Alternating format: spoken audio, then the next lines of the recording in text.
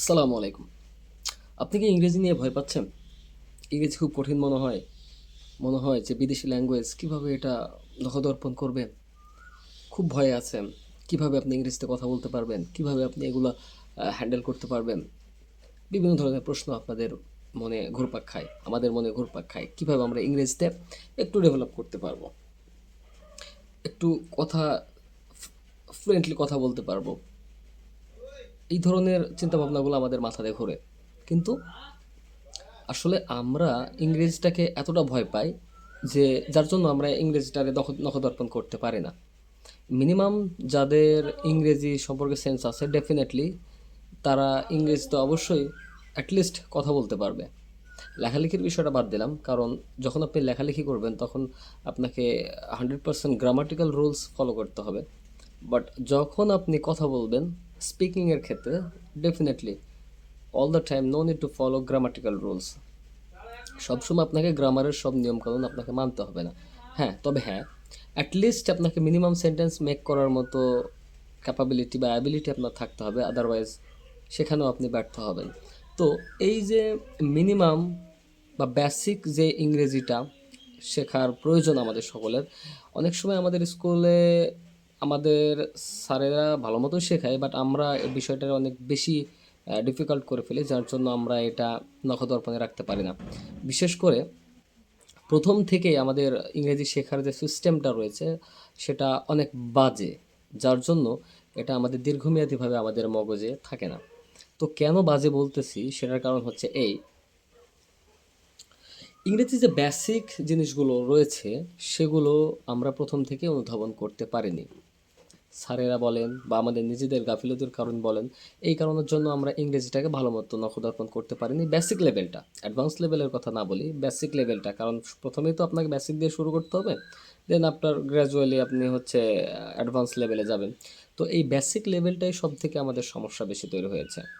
Basic লেভেলটা যদি ভালো না হওয়ার কারণে আমরা অ্যাডভান্স লেভেলে গিয়ে বিষয়গুলো গুলিয়ে ফেলি এবং আমরা আমাদের মগজে ঢোকাতে পারি না। ইংরেজি বিষয়টি বেশ কয়েকটা জিনিসের উপরে ডিপেন্ড করে।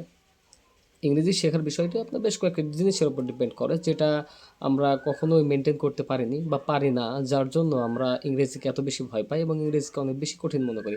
আসলে ইংরেজি কিন্তু অন্যান্য ভাষা যেমন চাইনিজ বলেন, জাপানিজ বলেন, কোরিয়ান বলেন, এইসব ভাষাগুলোর থেকে কিন্তু ইংরেজি সহজ। কেন সহজ? কারণ আমরা সেই প্রাইমারি স্কুল থেকে কিন্তু ইংরেজি, আমাদের বাংলার পাশাপাশি ইংরেজি চর্চাটা আমরা করতে করতে এসেছি, যার জন্য ইংরেজিটা আমাদের কাছে অন্যান্য ভাষার থেকে তুলনামূলক সহজ মনে হয়। তারপরেও যেহেতু আমরা ইংরেজি আমাদের মাতৃভাষা নয়, অনেক ক্ষেত্রে আমরা এগুলো নিয়ে ভয় পাই অনেক বেশি, আমাদের জড়তা থাকে অনেক বেশি। কিন্তু আমি যে বিষয়টা নিয়ে ইনশাআল্লাহ অদূর ভবিষ্যতে বা বেশ কিছুদিনের মধ্যেই আমি কিছু ভিডিও বানাবো, গ্র্যাজুয়ালি কন্টিনিউয়াসলি বানাবো এগুলো, সেটা হচ্ছে ইংরেজির বেসিক শেখার সিস্টেম আমি খুব সহজভাবে আপনাদের সামনে উপস্থাপন করব ইনশাআল্লাহ।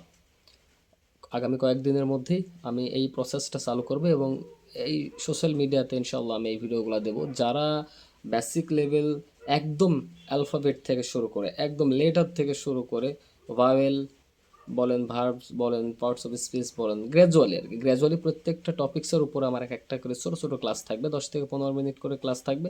আপনারা যারা ভালো মনে করবেন বা আপনাদের যাদের প্রয়োজন মনে করবেন আপনারা সেগুলো দেখতে পারবেন।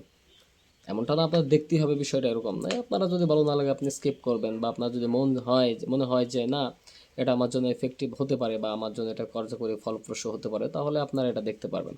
তো বেশ কিছু কারণের জন্য আমি এখন পর্যন্ত এগুলো বানাতে পারতেছি না, বাট আমি নিজে নিজে যেসব বিষয়গুলো নিয়ে আমি আলোচনা করব সেই সব বিষয়ের সম্পর্কে নিজে নিজে একটু রিসার্চ করতেছি, নিজে নিজে একটু পড়াশোনাও করতেছি, যাতে যেহেতু আমি 5টা মানুষকে যখন বোঝাতে যাব তখন ডেফিনেটলি তাদের বোঝানোর জন্য আমাকে আরও বেশি প্র্যাকটিস করতে হবে। তো আমি সেটার মধ্যেই আছি বর্তমানে।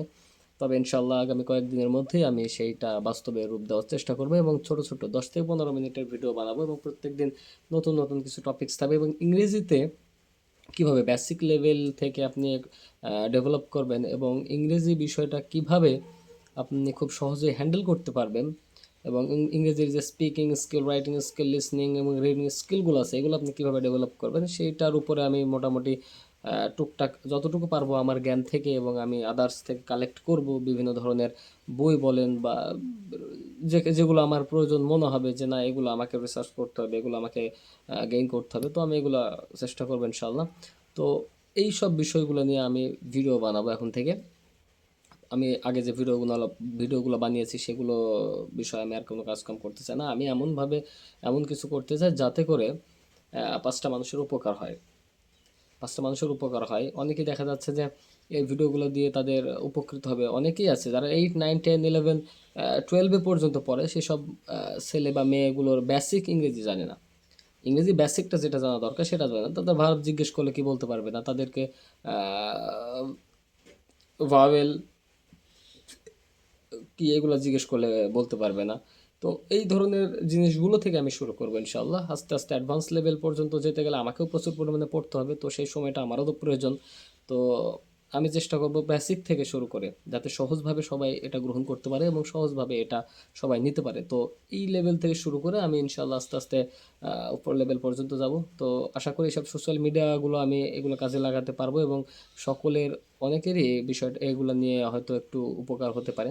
তো আমার উদ্দেশ্য হচ্ছে নিজের স্কিলকে একটু ডেভেলপ করা এবং সাথে যাদের প্রয়োজন তারা আমার এই ভিডিওগুলো দেখে যদি তাদের মিনিমাম একটু উপকার হয়, তবে আমি মনে করবো যে না আমার ভিডিও বানানোর এটা সার্থক হচ্ছে। তো ইনশাআল্লাহ আগামী কয়েকদিনের মধ্যে থেকেই একদম বেসিক লেভেল থেকে অর্থাৎ শূন্য থেকে শুরু করবে ইনশাআল্লাহ।